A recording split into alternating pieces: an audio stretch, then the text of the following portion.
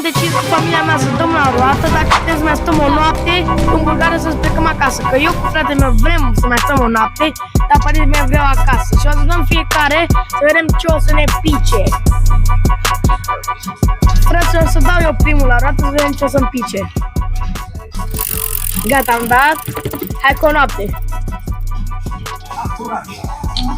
Mamă, frate, mi-a picat acasă. E una acasă. Haideți acum să vedem ce pică lui Bumbambici. Dai Bumbambici.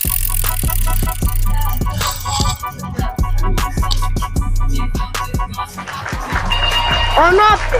Deci e 1-1 acum. Acum să vedem ce pică lui mama.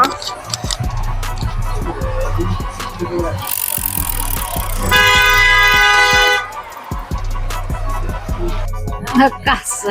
Fraților, deci e 1-2, haide acum să vedem de... Fraților, e rândul lui tatăl meu, ca să vedem ce e pică.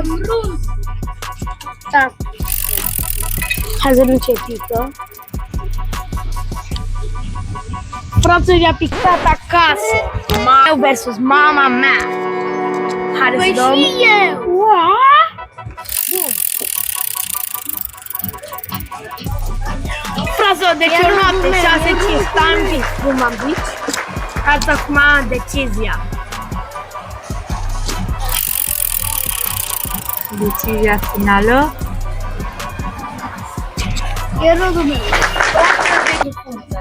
Băi, fraților, pe ce am mai câștigat o noapte în Bulgaria cu fratele meu, să am mai multe video